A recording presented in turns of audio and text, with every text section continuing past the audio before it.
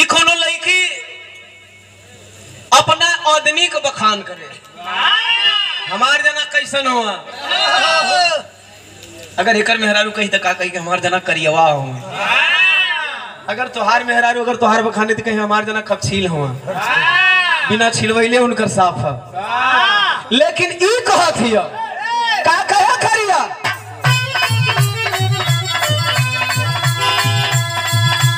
तनकी लगा दे यार कितनो सर्दी आइले तो बड़ा इहे कहे अरे झारस जब बाल सैया जी देखा ई मेहरारू अपना बार वाला मर्द का बखान करता जौना का ज्यादा बार है। बार तो तोहरो है लेकिन कुछ जगह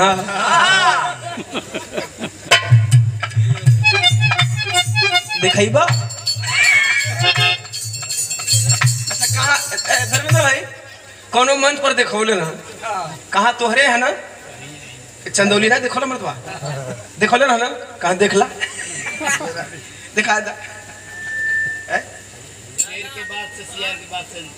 नहीं इसीलिए तो कह रहे हैं शेर के बाद तो बात करते हो। अच्छा तो हर शेर के बाद है कहाँ गलत लोग समझ लिए दिखा देना लोग गलत समझे के लिए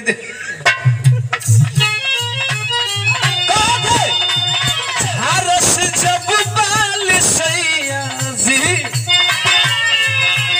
अरे झारस जब बाल सैया जी लागस कमाल सैया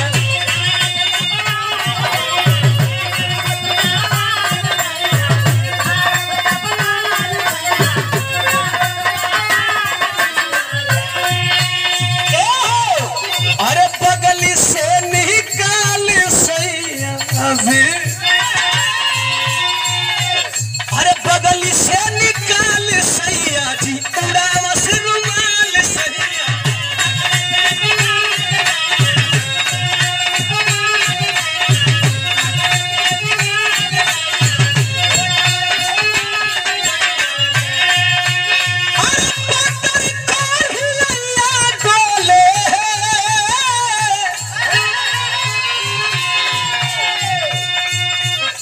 नदिया के पीछे अरे नदिया के पीछे अरे नदिया के पीछे जैसे नैया डोले ओ सही मोर सैया डोले नदिया के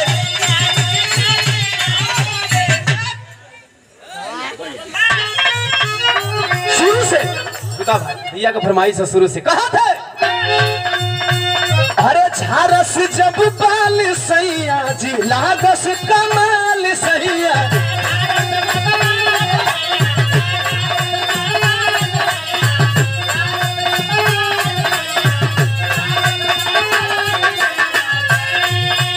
अरे बगली से निकाल सैया जी उड़ावस रुमाल सैया